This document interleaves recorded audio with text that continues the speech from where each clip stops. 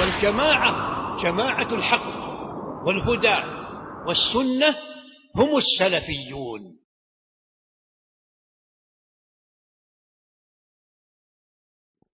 الحمد للہ والصلاة والسلام علی رسول اللہ اما بعد. من اهتدى بهديه واستنى بسنته الى یوم الدین اما بعد. حاضرین مجلس، کتاب التوحید کا آج ہمارا 5واں درس ہے. انشاءاللہ آج ہم کتاب التوحید کے 2 باب پڑھیں گے. ایک باب الخوف من الشرک، شرک سے ڈرنے کا بیان، اور ایک توحید کی طرف دعوت دینے کا بیان. اب تک ہم لوگوں نے 3 باب پڑھے ہیں. ایک توحید کے وجوب کا بیان، دوسرا توحید کی اہمیت، تیسرا حقیقی موحد کون ہے اور حقیقی موحد بلا حساب و کتاب جنت میں جائے گا. آج چوتھا باب شرک کے خوف کا بیان، شرک سے ڈرنے کا بیان. ان 3 ابواب کے بعد محمد بن عبد الوہاب رحمۃ اللہ علیہ نے اسی باب کو کیوں لایا ہے؟ شرک سے ڈرنے کے بیان کو محمد بن عبد الوہاب رحمۃ اللہ علیہ نے کیوں لایا ہے؟ اہل علم لکھتے ہیں جب بندہ توحید میں مضبوط ہوتا ہے یا کسی چیز کا اسے علم آتا ہے تو وہ اس کے اندر ایک طرح کا تکبر آتا ہے، یا ایک طرح کا اس کے اندر اس سے لاپرواہی آتی ہے. ایسا نہ ہو کہ بندے نے جب توحید کے وجوب کو جانا، توحید کی اہمیت کو جانا اور حقیقی موحد کون ہوتا ہے یہ جانا، تو اس کے بعد وہ توحید سے غفلت برتنا شروع کر دیں، یا اس علم کو جان لینے کے بعد ایک طرح سے وہ بے نیاز ہو جائے. ایسا نہ ہو، بلکہ اس علم کو جان لینے کے بعد شرک کا خوف بھی اس کے اندر ہو، اس لیے کہ کہیں یہ توحید جو اس نے سیکھی ہے شرک کی وجہ سے ختم نہ ہو جائے. اس تکبر کو اور اس بے نیازی کو ختم کرنے کے لیے محمد بن عبد الوہاب رحمۃ اللہ علیہ نے اس باب کو لایا ہے. اس باب میں سب سے پہلی دلیل جو محمد بن عبد الوہاب رحمۃ اللہ علیہ بیان کرتے ہیں، ان اللہ لا یغفر ان یشرک بہ ویغفر ما دون ذلک لمن یشاء. یقیناً اللہ تبارک و تعالی شرک کو معاف نہیں کرتا، وَيَغْفِرُ مَا دُونَ ذَلِكَ لِمَن يَشَاءُ، لیکن شرک کے علاوہ جو کچھ انسان کے نامہ اعمال میں ہوتا ہے اللہ رب العالمین ایک دن اس سے چھٹکارا دے دیتا ہے، معاف کر دیتا ہے. یا تو پہلی ہی مرتبہ میں معاف کر دیتا ہے، یا پھر اس کی سزا پانے کے بعد وہ بندہ جنت میں چلا جاتا ہے. غور کریں آپ، اللہ تبارک و تعالیٰ کے یہاں ہر گناہ کی معافی ہے. صحابہ نے اپنی بیٹیوں کو اسلام سے پہلے زندہ درگور کیا تھا، اسلام لانے کے بعد وہ گناہ معاف ہے. زنا معاف ہے، چوری معاف ہے، قتل معاف ہے. تقریباً جتنے بھی گناہ ہیں شرک کے علاوہ اللہ رب العالمین ان گناہوں کو معاف کر دیتا ہے. لیکن شرک ایک ایسا گناہ ہے جس پر رہتے ہوئے بندہ اس دنیا سے چلا جائے تو اللہ رب العالمین کسی بھی صورت اس بندے کو معافی نہیں دیتا، وہ بندہ ہمیشہ جہنم میں رہتا ہے. آپ غور کریں، اللہ رب العالمین نے قیامت کے دن بندے کے گناہوں کو معاف کرنے کا کس قدر اہتمام کیا ہے. اللہ کے نبی کی سفارش کے ذریعے بندوں کے گناہ معاف ہوتے ہیں. اسی طرح مؤمنین کو بھی اللہ رب العالمین بعض مؤمنین کو شفاعت کرنے کا حق دیتا ہے. اسی طرح بہت سارے مؤمنین کو اللہ رب العالمین اپنی مشیت کے تحت ان کے گناہوں کو معاف کرتا ہے. اس قدر معافی کے باوجود حتیٰ کہ اللہ رب العالمین نے قرآن مجید میں فرمایا قُلْ يَا عِبَادِيَ الَّذِينَ أَسْرَفُوا عَلَىٰ أَنفُسِهِمْ لَا تَقْنَطُوا مِن رَحْمَةِ اللَّهِ، میرے بندوں میں جس نے بھی زیادتی کی اور اپنے نفس پر ظلم کیا، گناہ کیا، وہ میری رحمت سے مایوس نہ ہو، یقیناً اللہ رب العالمین معاف کرنے والا ہے. اور اللہ نے ایک مقام پر کہا کہ میری رحمت میرے غضب پر غالب ہے. اس قدر اللہ رب العالمین رحمت والا، اس قدر گناہوں کی مغفرت کا اہتمام کے باوجود اللہ یہاں پر کہہ رہا ہے شرک کو اللہ معاف نہیں کرتا.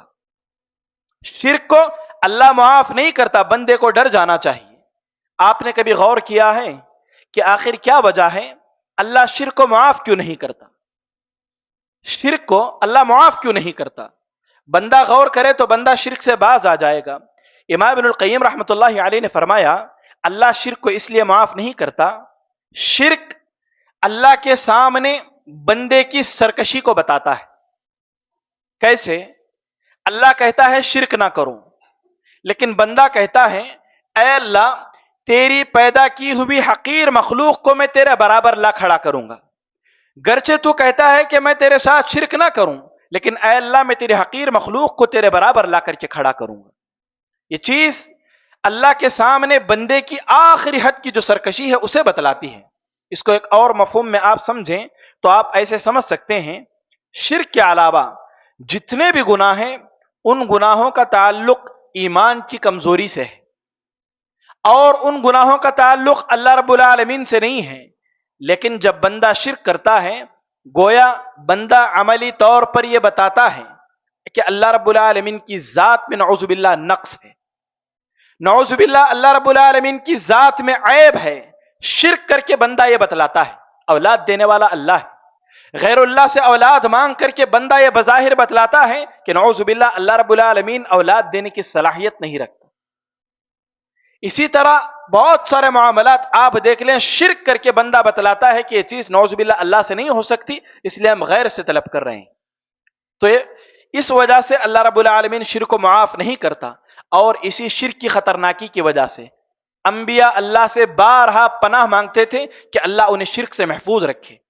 ابراہیم علیہ السلام کعبۃ اللہ بنا رہے ہیں، کعبۃ اللہ بناتے بناتے آپ اللہ سے دعائیں کرتے ہیں، ان دعاؤں میں ایک دعا یہ ہوتی ہے وَجُنُوبْنِي وَبَنِيَّ أَن نَعْبُدَ الْأَصْنَامَ، اے اللہ مجھے اور میری ذریت کو بتوں کی عبادت سے بچا لے۔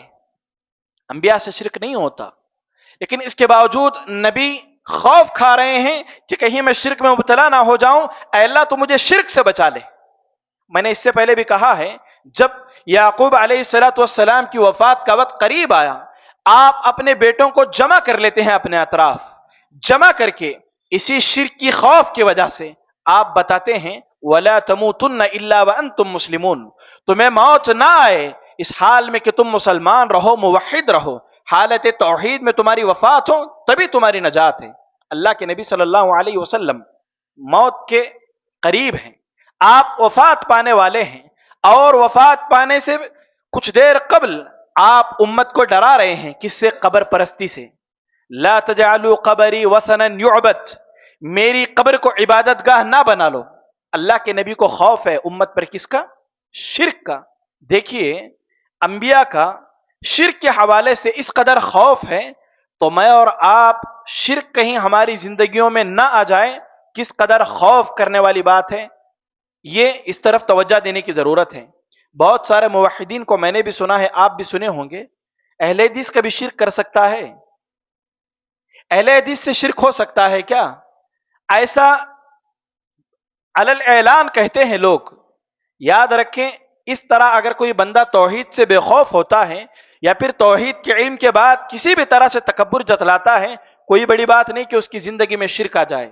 یہ توحید سے بے خوفی، یہ توحید کی اہمیت کو کم کرنے والی باتیں کرنا، یہ اس بات کی علامت ہے کہ اس کی توحید میں کمی ہے، اسے مزید علم حاصل کرنے کی ضرورت ہے۔ اس کے بعد ایک تیسری دلیل جو محمد بن عبد الوہاب رحمۃ اللہ علیہ شرک سے ڈراتے ہوئے فرماتے ہیں، اللہ کے نبی صلی اللہ علیہ وسلم نے فرمایا ان اخوف ما اخاف علیکم الشرک الاصغر، سب سے خوف والی بات اگر کوئی ہے میری امت کے تعلق جس سے میں خوف کھاتا ہوں، جو میری امت کے حق میں سب سے خطرناک ہے۔ صحابہ کہتے ہیں اے اللہ کے نبی وہ بات کیا ہے؟ تو اللہ کے نبی فرماتے ہیں الشرک الاصغر الریا، شرک اصغر سے میں اپنی امت میں سب سے زیادہ خوف کھاتا ہوں۔ جب اللہ کے نبی صلی اللہ علیہ وسلم شرک اصغر کے معاملے میں امت سے اس قدر خوف کھاتے ہیں تو سوچو شرک اکبر سے اللہ کے نبی صلی اللہ علیہ وسلم کس قدر خوف کھاتے تھے امت میں۔ شرک اصغر اگر بندہ اس حالت میں مر جائے تو ہو سکتا ہے گناہ معافی کے بعد جنت میں چلا جائے، شرک اکبر کی معافی نہیں ہے۔ جب اللہ کے نبی شرک اصغر سے اس قدر خوف کھاتے ہیں تو شرک اکبر سے مجھے اور آپ کو کس قدر ڈرنا چاہیے، یہ غور کرنے والی بات ہے۔ توحید کا کبر یہ شیطان کا سب سے بڑا وار ہے۔ توحید کے متعلق انسان کو شیطان غفلت میں ڈال دے، یہ شیطان کا سب سے بڑا وار ہے، اس سے ڈرنا چاہیے۔ اللہ کے نبی نے ریاکاری سے ڈرایا ہے۔ ریاکاری یہ شرک کا وسیلہ ہے۔ آپ یہاں پر عبادت اللہ کے لیے کریں، ساتھ میں کسی اور کا بھی مقصد جوڑ لیے، لیکن ہوتے ہوتے مقصد ایک موقع یہ آتا ہے کہ آپ کسی اور کو عبادت دکھانے کے بجائے اسی کے لیے کرنے لگتے ہیں۔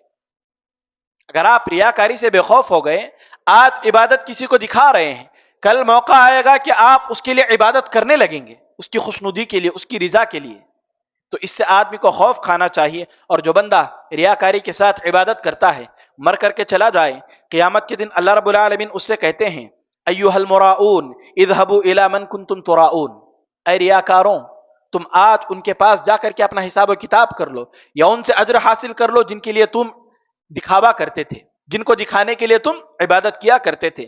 اس معاملے میں مجھے اور آپ کو محتاط رہنا ہے۔ اس کے بعد چوتھے نمبر پر محمد بن عبد الوہاب رحمۃ اللہ علیہ دلیل لاتے ہیں شرک کی خطرناکی کو بتانے کے لیے۔ فرماتے ہیں، عبداللہ بن مسعود رضی اللہ عنہ کی روایت ہے، من مات وهو يدعو الله وهو يدعو لله ندا، من مات وهو يدعو لله ندا دخل النار۔ جو شخص اس حال میں مرا کہ وہ اللہ کے برابر یا اللہ کی طرح کسی کو مانتا تھا تو وہ جہنم میں جائے گا۔ ند کہتے ہیں اللہ کے لیے مثیل پیش کرنا، اللہ کے لیے تشبیہ دینا، یا پھر اللہ جیسا کسی کو قرار دینا۔ ایسا نہیں کہ اللہ کی پوری صفات کسی ایک انسان کو دے دیں۔ اللہ کے جتنے بھی حق ہیں، الوہیت کا، ربوبیت کا، اسماء و صفات کا، اللہ کے جتنے بھی حق ہیں، ان میں سے ایک حق بھی اگر بندہ کسی غیر اللہ کے لیے دیتا ہے اور اسی حال میں مر جاتا ہے تو وہ ہمیشہ کا جہنمی ہے۔ اللہ کا ایک حق بھی، اللہ کی ایک خصوصیت بھی بندہ کسی بندے کے لیے مانتا ہے تو اس بندے کو اللہ کے برابر لا کھڑانے کے مترادف ہے۔ پوری باتیں نہیں، ایک حق غیر اللہ کے لیے اللہ کا بندہ ثابت کرتا ہے تو وہ ہمیشہ کا جہنمی ہو جائے گا۔ جیسا کہ میں نے آپ سے کہا تھا، بیک وقت سب کی دعا کو سننا اور سب کا جواب دینا کس کا حق ہے؟ اللہ کا حق ہے۔ اللہ سب کی باتوں کو، سب کی تسبیحات کو، سب کی حمد کو بیک وقت سنتا ہے، اور بیک وقت سننے میں اللہ کو کوئی خلل نہیں۔ اسی طرح ایک شخص جا کر کے قبر کے پاس، قبر میں دفن شخص کے لیے سارے لوگ سجدہ کر کے سارے لوگ بیک وقت اسے سنا رہے ہیں، جبکہ بیک وقت سب کی بات کو سننا، سب کا جواب دینا اور اس میں کوئی خلل واقع نہ ہونا، یہ اللہ کا حق ہے۔ تو گویا بندے نے اس مرے ہوئے شخص کو اللہ کے ساتھ برابر کا شریک کر دیا اور وہ ہمیشہ کا جہنمی ہو جائے گا۔ اس سے خوف کھانا چاہیے۔ اسی طرح اس کے بعد جابر بن عبداللہ رضی اللہ عنہ کی محمد بن عبد الوہاب رحمۃ اللہ علیہ ایک روایت نقل کرتے ہیں جس میں یہ فرمایا گیا ہے، من لقی اللہ، جو اللہ سے ملاقات کرتا ہے، لا یشرک بی شیئا، اور اس کے ساتھ ذرہ برابر بھی شرک نہیں کرتا، دخل الجنہ، جنت میں چلا جائے گا۔ اور جو شخص اللہ سے اس حال میں ملاقات کرتا ہے، اللہ کے ساتھ رتی برابر بھی شرک کرتا تھا تو وہ ہمیشہ کا ہمیشہ جہنمی ہو جائے گا۔ دو چیزیں ہیں واجب کرنے والی، شرک جہنم واجب کرتا ہے، توحید انسان پر جنت کو واجب کرتی۔ تو جو بندہ رتی برابر بھی شرک لے کر کے اس دنیا سے گیا، اس پر جہنم واجب ہو گئی۔ جو بندہ خالص توحید لے کر کے یا توحید کے ساتھ گناہ لے کر کے بھی گیا تو ایک نہ ایک دن وہ بندہ ضرور بھی ضرور جنت میں جائے گا۔ یہ شرک کے خوف سے متعلق محمد بن عبد الوہاب رحمۃ اللہ علیہ نے دلائل دیے ہیں، جس سے متعلق ہم نے سنا۔ اس کے بعد ایک باب ہے باب الدعاء، شہادت اللہ الہ الا اللہ، لا الہ الا اللہ کی طرف لوگوں کو بلانے کا بیان، لا الہ الا اللہ کی دعوت کا بیان۔ اس باب کو محمد بن عبد الوہاب رحمۃ اللہ علیہ نے کیوں لایا ہے؟ آپ نے توحید کے وجوب کو جانا، توحید کی اہمیت کو جانا، اور حقیقی موحد، حقیقی توحید کیا ہوتی ہے اس کو بھی جانا، اور اس توحید کی حفاظت کے لیے آپ شرک سے خوف بھی کھا رہے ہیں۔ کیا اتنی بات کافی ہے کہ آپ خود عمل کرتے ہوئے رہ جائیں؟ کیا اتنی بات کافی ہے کہ میں عمل کر لوں؟ لوگ جو شرک میں مبتلا ہیں، لوگ جو غیر اللہ کی عبادت کرتے ہیں، آپ ان کی فکر نہ کریں؟ کیا اتنی بات کافی ہے کہ ہم خود توحید پرست رہ کر کے دنیا سے چلے جائیں، لوگوں کو شرک سے نکالنے کی فکر نہ کریں؟ اگر کسی بندے کے اندر لوگوں کو شرک سے نکالنے کی فکر نہ ہو توحید کا پیغام دوسروں تک پہنچانے کی فکر نہ ہو، اس کی توحید نامکمل ہے، یا توحید کے حوالے سے وہ بندہ محتاط نہیں ہے۔ اسی لیے محمد بن عبد الوہاب رحمۃ اللہ علیہ نے یہ بات بتلائے ہیں کہ ان باتوں کا علم ہو جانے کے بعد اس پر واجب ہے کہ جس قدر توحید کا فہم اسے ہے اس قدر وہ لوگوں میں دعوت و تبلیغ کرے، لوگوں کو شرک سے روکے، اپنے بیوی بچوں کو توحید کی دعوت دے، اپنے دوست و احباب کو، خاندان میں جو شرک کرنے والے ہیں ان کو، جس قدر اس کا واسطہ دوسروں سے ہے، جس قدر اس کے لیے وسائل مہیا ہیں، اسی قدر وہ توحید کا کام کریں۔ اس کی بڑی فضیلت ہے، توحید کا کلمہ بندہ بلند کرتا ہے، اس کی بڑی فضیلت ہے۔ اذان سراسر توحید ہے، اذان جو ہم سنتے ہیں سراسر توحید۔ راجع قول کے مطابق علماء کہتے ہیں انبیاء کے بعد امامت اور مؤذن میں کس کا مقام بلند ہے؟ اس میں راجع قول کے مطابق علماء کہتے ہیں انبیاء کے لیے امامت افضل ہے، لیکن انبیاء کے بعد جتنے بھی لوگ آئیں گے ان کے حق میں مؤذن یعنی اذان دینا یہ افضل کام ہے۔ امام کی فضیلت میں آپ ایک بھی دلیل نہیں بتا سکتے، امام کی فضیلت میں آپ دلیل نہیں بتا سکتے، لیکن مؤذن کی فضیلت میں دلیل ہے۔ قیامت کے دن سب سے لمبی گردن، سب سے باعزت، سب سے زیادہ اس کے حق میں گواہی دینے والے کہ یہ توحید کا کلمہ بلند کرتا تھا، یہ اللہ کی طرف بلاتا تھا، یہ مؤذن کے حق میں لوگ گواہی دیں گے۔ حتیٰ کہ آپ نے وہ روایت سنی ہے، حضرت بلال رضی اللہ عنہ جنت میں اللہ کے نبی سے سامنے ہوں، اللہ کے نبی صلی اللہ علیہ وسلم نے کہا میں نے اپنی آہٹ کو میرے آگے سنا، تم میرے آگے تھے۔ نعوذ باللہ کہ اس کا یہ مطلب ہے کہ حضرت بلال اللہ کے نبی سے افضل ہیں، وہ آپ سے پہلے جنت میں چلے گئے؟ کیا یہ مطلب ہے اس کا؟ یہ مطلب نہیں ہے اس کا۔ امام ابن القیم رحمۃ اللہ علیہ فرماتے ہیں یہ ایک طرح کا پروٹوکول ہے، کوئی بھی ملک یا بادشاہ یا بڑا آدمی آتا ہے، اس کی حفاظت میں یا اس کی تکریم میں کچھ لوگ آگے چلتے ہیں، یہ اس قبیل سے ہے، اس قبیل سے نہیں کہ آپ اللہ کے نبی سے آگے بڑھ گئے۔ پھر اس کے بعد سوال اٹھتا ہے یہ فضیلت حضرت بلال ہی کو کیوں ملی؟ ابو بکر کو ملتی رضی اللہ عنہ، حضرت عمر کو ملتی؟ کہتے ہیں گرچہ ابو بکر صدیق، حضرت عمر کا مقام حضرت بلال سے اونچا ہے، لیکن ایک بات ہے جس میں حضرت بلال کو سبقت حاصل ہے، وہ ہے اللہ کا کلمہ بلند کرنے میں، یا کلمہ بلند کرنے کے لیے مسجد کو آنے کی افضلیت جو ہے کس کو حاصل ہے؟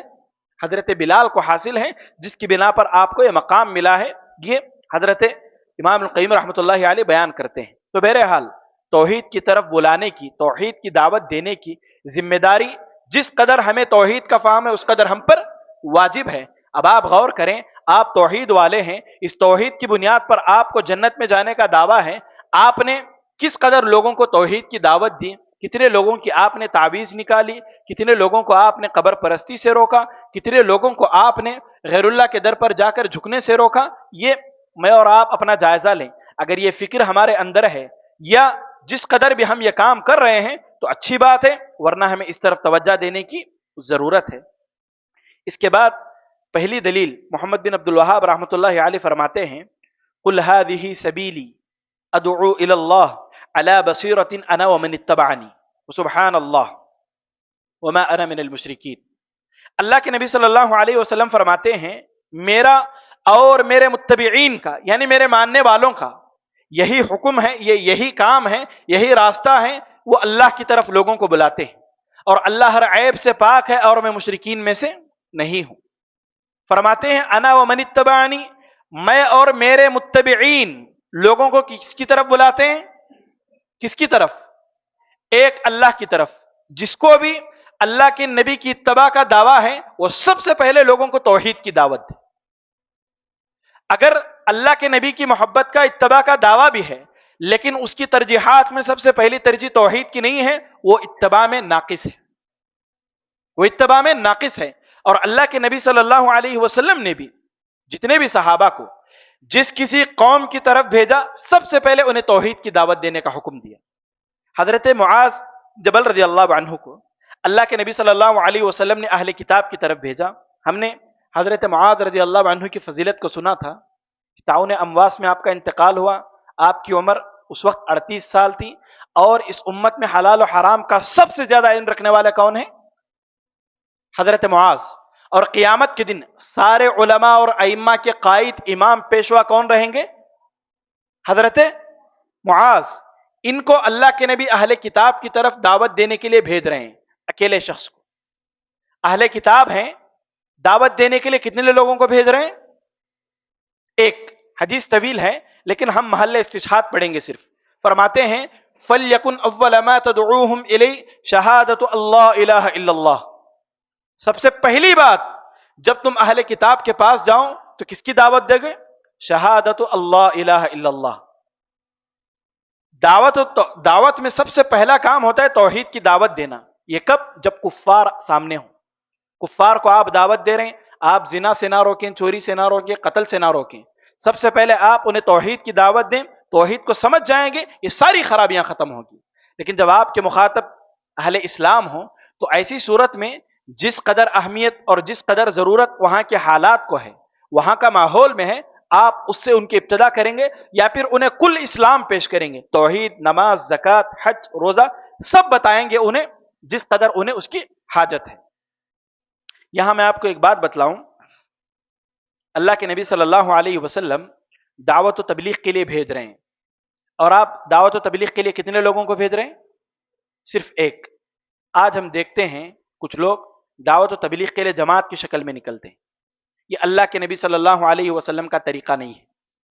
اللہ کے نبی اپنی پوری زندگی میں کبھی بھی پوری جماعت کو صرف دعوت و تبلیغ کے لیے نہیں بھیجے۔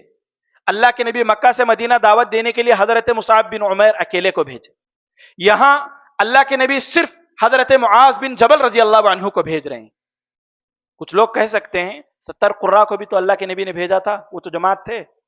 ہم کہیں گے، اہل علم کہتے ہیں اللہ کے نبی نے جو 70 قراء کو بھیجا تھا دعوت و تبلیغ کے لیے، وہاں صرف دعوت و تبلیغ مقصد نہیں تھا، مقصد یہ بھی تھا کہ جس قبیلے کی طرف یہ لوگ جا رہے ہیں، پڑوس میں جو قبیلہ تھا ان سے جنگ کرتا تھا، یہ جہاد میں بھی ان کا ساتھ دیں۔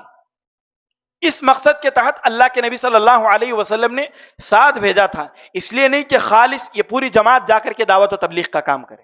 یہ اللہ کے نبی کا مشن نہیں ہے، منہج، طریقہ نہیں ہے کہ پوری جماعت نکلے جا کر کے دعوت دے۔ یہ متاخرین کا طریقہ ہے، اس کی تاریخ کب ہے نہیں معلوم، لیکن جس اصل کو بنیاد بنا کر یہ لوگ جماعت کی شکل میں لوگوں کو دعوت و تبلیغ کا کام کرنے کے لیے بھیجتے ہیں، وہ اصل ایک دم باطل ہے۔ اہل حدیث سلفی علماء کے علاوہ کچھ لوگوں کا یا ایک جماعت کا عقیدہ ہے کہ خبر واحد حجت نہیں۔ خبر واحد حجت نہیں مطلب یہ کہ ایک صحابی اگر ایک حدیث بتا رہا ہے، گرچہ وہ حدیث صحیح سند سے ثابت ہے، تو وہ یقین کا فائدہ نہیں دیتی، اس لیے کہ ایک جماعت سے اگر وہ ہمارے پاس آئے تب جا کر کے ہم اس پر عمل کریں گے۔ سلف صالحین کے یہاں خبر متواتر یا خبر آحاد یہ اصطلاح یہ موجود نہیں تھی۔ ان کے یہاں طریقہ یہی تھا، صحیح حدیث ثابت ہو جائے، گرچہ وہ خبر واحد ہو، متواتر ہو، جو بھی ہو، ثابت ہو جائے تو عمل کرنا کیا ہے؟ واجب ہے۔ مثال کے طور پر اللہ کے نبی سے 50 صحابہ نے ایک حدیث سنی، اب یہ 50 صحابہ 50 ممالک چلے گئے، بصرہ گئے، بغداد گئے، مصر گئے، وہاں جا کر کے ان لوگوں نے اکیلے صحابی نے ایک بڑی تعداد کو حدیث سنائی۔ اب کیا وہ ملک والے یہ کہہ کر کے اس حدیث کو انکار کر دیں گے کہ تم بیان کرنے والے اکیلے ہو؟ ایسا انکار کر دیتے ہیں، یہ فکر ہے ان کی کہ خبر واحد حجت نہیں ہے، حدیث کا انکار کر دیتے ہیں۔ اسی بنیاد پر جماعت کی شکل میں وہ لوگوں کو بھیجتے ہیں کہ جاؤ جماعت کے ساتھ تبلیغ کرو، اس لیے کہ جماعت سے ملی ہوئی خبر عمل کرنے کے لیے کیا ہے؟ حجت ہے، جبکہ یہ باطل روش ہے، اس کی کوئی اصل نہیں۔ ایک شخص بھی آپ کو دعوت دے رہا ہے اور جو بات آپ کو بتا رہا ہے صحیح حدیث سے ثابت ہے تو عمل کرنا آپ پر کیا ہے؟ واجب ہے۔ تو اللہ کے نبی صلی اللہ علیہ وسلم کا طریقہ کیا ہے دعوت و تبلیغ کے لیے بھیجنے کا؟ فرد واحد کو بھیجتے تھے جو پورے علوم سے لیس ہوتا تھا، جس قوم کی طرف بھیج رہے ہیں اس کی ضروریات کو پوری کرنے جتنا اس کے پاس علم ہوتا تھا۔ یہ تو ایک بات تو یہ لوگ جماعت کی شکل میں بھیجتے ہیں، دوسری بات یہ کہ جن کو بھیجتے ہیں ان کے پاس حقیقی علم بھی نہیں ہوتا، اور جا کر کے دعوت بھی کیا دیتے ہیں؟ توحید کی نہیں دیتے۔ آپ دیکھ لیں الف سے لے کر یا تک کبھی بھی یہ لوگ توحید کی دعوت نہیں دیتے۔ اللہ کے نبی کی دعوتی مشن کے لحاظ سے 3 باتوں میں یہ لوگ اللہ کے نبی کی خلاف ورزی کرتے ہیں۔ ایک، جماعت بھیجتے ہیں جبکہ اللہ کے نبی نے ایک شخص بھیجا تھا۔ یہ ایسے لوگوں کو بھیجتے ہیں جن کے پاس علم ہی نہیں ہوتا جبکہ اللہ کے نبی علم والے کو بھیجتے تھے۔ تیسری بات، اللہ کے نبی صلی اللہ علیہ وسلم فرد واحد کو بھیجتے تھے اور یہ جماعت کو بھیجتے ہیں. ان تین باتوں میں یہ لوگ اللہ کے نبی صلی اللہ علیہ وسلم کی خلاف ورزی کرتے ہیں. تو بہرحال غور کرنے والی بات ہے یہ. اس کے بعد ایک آخری حدیث اس باب میں محمد بن عبد الوہاب رحمۃ اللہ علیہ نے ذکر کی.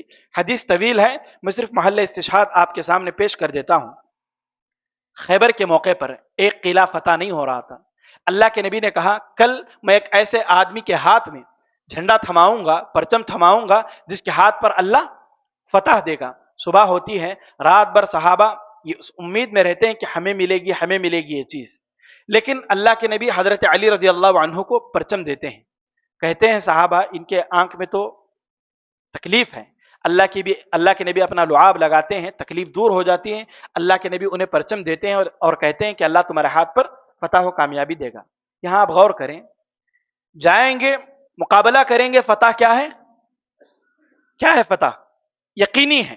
اللہ کے نبی نے پیشن گوئی کر دی، لیکن اللہ کے نبی بھیجنے سے پہلے حضرت علی رضی اللہ عنہ کو کیا کہتے ہیں؟ لَأَن يَهْدِيَ اللَّهُ بِكَ رَجُلًا خَيْرٌ لَكَ مِنْ حُمُرِ النَّعَمِ. اے علی، تمہاں جا کر کے لڑائی کرنے سے پہلے انہیں توحید کی دعوت دینا. ایک آدمی بھی اگر ہدایت پا گیا 100 سرخ اونٹوں سے یہ چیز تمہارے لیے بہتر ہے. فتح یقینی ہے.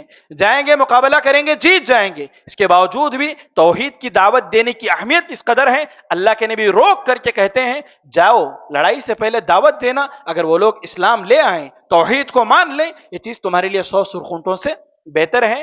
توحید کو سمجھ لینے، شرک کے خوف کو جان لینے کے بعد مجھ پر اور آپ پر جس قدر ہمارے پاس علم ہے اس قدر دعوت دینا کیا ہے؟ واجب ہے. فتویٰ نہ دیں آپ، اہم مسائل میں گفتگو نہ کریں، علماء سے جوڑ دیں، لیکن توحید کا علم جس قدر آپ کے پاس ہے اور آپ کے خاندان کا یا آپ کا دوست یا آپ کا قریبی غیر اللہ کے نام پر شرک کر رہا ہے اور آپ اس علم کو جانتے ہیں تو آپ پر واجب ہے کہ آپ اس کے لیے واضح کر دیں، بتا دیں. نہیں مانتا ہے یہ الگ مسئلہ ہے، لیکن آپ کی ذمہ داری ہے کہ اس کو واضح کرنا ہے. یہی اللہ کے نبی صلی اللہ علیہ وسلم کی تعلیم ہے. اب ہم غور کر لیں اس حوالے سے میں اور آپ کس قدر محتاط ہیں.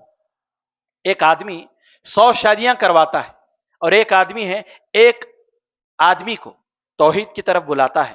100 شادیاں کرانے کے مقابلے میں ایک شخص جس نے بدعتی کو یا کسی قبر پرست کو موحد بنایا اللہ کے نزدیک افضل ہے. توحید کی دعوت دینا لوگوں، پوری زندگی آپ دعوت توحید کا کام کرتے ہوئے صرف ایک آدمی کو موحد بنا دیں، یہ آپ کے لیے کافی ہے. یہ آپ کے لیے کافی ہے. یقیناً امید ہے کہ اللہ اس بنیاد پر آپ کے گناہوں کو معاف کرے گا. لیکن ہم لوگ اس دعوت کو بہت کم درجے میں رکھتے ہیں. اس کے علاوہ اخلاق کی دعوت دینے کو یا پھر معاشرے سے خرابیوں کو دور کرنے کو دوسری جو بہت ساری چیزیں ہیں جس کی نہ تو فضیلت ہے نہ تو کوئی اہمیت ہے، اس میں ہماری ساری قوت، ساری دولت، طاقت، وقت سب لگاتے ہیں. لیکن یہ جو اہم ہے، راستے سے گزر رہے ہیں، قبر ہے، وہاں پر لوگ جمع ہیں، جا کر کے کسی ایک بوڑھے کو یا کمزور کو کچھ پیسے دے کر کے یا اپنے ساتھ سوار کر کے کہیں پہنچاتے ہوئے راستے میں دعوت دے دیں. کسے پتا وہ آپ کی بات سے موحد بن جائے. یہ فکر ہمارے اندر کم ہے. اس سے متعلق مجھے اور آپ کو غور کرنے کی ضرورت ہے. تو بہرحال حاضرین، ہم نے اب تک 5 ابواب سنے، یہ توحید کے مقدمات ہیں. انشاءاللہ اگلے درس سے ہم توحید کے متعلق جو تفصیل ہے اس سے متعلق جاننے کی کوشش کریں گے. اللہ سے دعا ہے کہ اللہ تبارک و تعالی ہم تمام کو توحید کا علم سیکھنے، سمجھنے اور اسی کے مطابق عمل کرنے اور شرک سے خوف کھاتے ہوئے لوگوں کو اس توحید کی طرف دعوت دینے کی توفیق نصیب فرمائیں. جتنی بھی باتیں ہم یہاں پر سنے ہیں، ان باتوں کو سننے سے زیادہ، کہنے سے زیادہ اللہ ہم تمام کو عمل کرنے کی توفیق نصیب فرمائیں. آمین. تقبل یا رب العالمین. جیسا کہ آپ لوگوں سے 3 سوالات کیے جاتے ہیں، آج کے 3 سوالات یہ ہیں کہ محمد بن عبد الوہاب رحمۃ اللہ علیہ نے 5 ابواب جو اب تک ہم پڑھے اسٹپ بائی اسٹپ کون گنوائیں گے؟ پانچوں کے 5 ابواب. ہاں عبداللہ.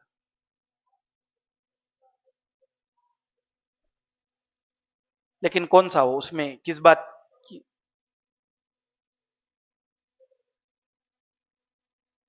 توحید کا عجوب، اس کے بعد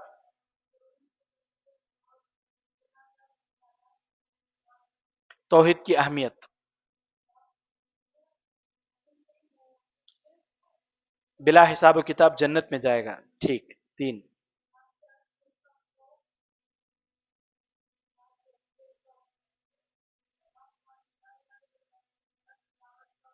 بارک اللہ فیک، بارک اللہ۔ 5 ابواب کیا ہیں؟ ایک توحید کا وجوب، دوسرا توحید کی اہمیت سے متعلق، تیسرا حقیقی موحد بلا حساب و کتاب جنت میں جائے گا، چوتھا اور پانچواں جو آج ہم پڑھے شرک کے خوف کا بیان اور لا الہ الا اللہ کی دعوت کا بیان۔ دوسرا سوال یہ ہے، 3 ابواب ذکر کرنے کے بعد، توحید کا وجوب، اہمیت اور حقیقی توحید ذکر کرنے کے بعد، محمد بن عبد الوہاب رحمۃ اللہ علیہ نے شرک کا خوف باب قائم کیا۔ کیا مطابقت ہے؟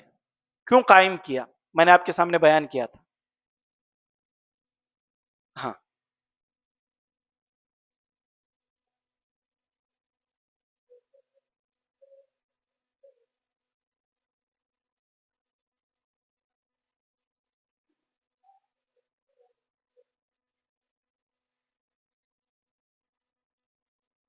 ہاں خالد بھائی،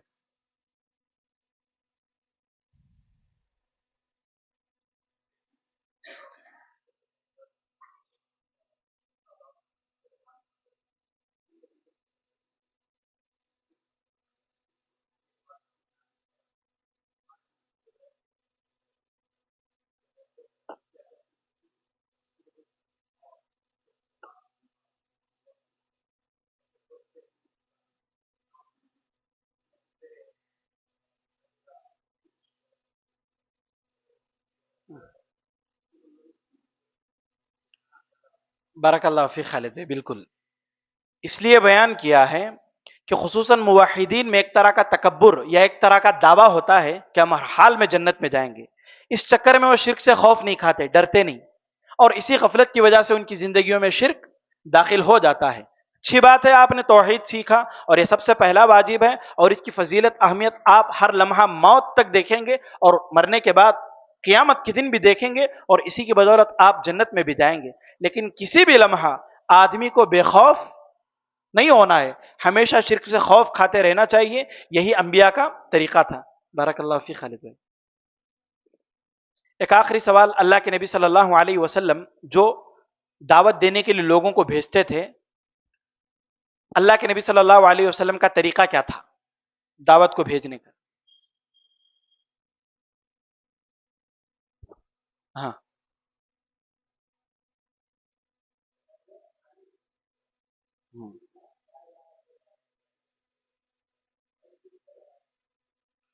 بارک اللہ فیک۔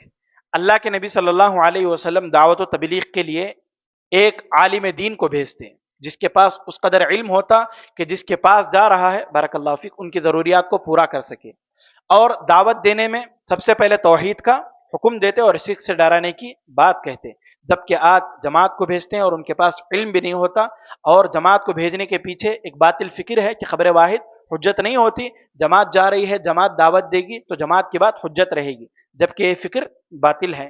اللہ رب العالمین سے دعا ہے کہ اللہ ہم تمام کو اسی طرح توحید جاننے اور اسی کے مطابق عمل کرنے، اور جس قدر توحید کا فہم ہمارے پاس ہے اسی قدر دعوت دینے کی توفیق نصیب فرمائے، اور جس قدر ہمارے پاس وسائل ہیں یا طاقت ہے یا وقت ہے اسی کے مطابق ہم تمام کو جس قدر ہو سکے توحید کا کام کرنے کی اللہ توفیق نصیب فرمائے، اور اس کام کے لیے اللہ رب العالمین ہمارے اندر ہمت، حوصلہ، قوت، یہ ساری چیزیں پیدا فرمائے۔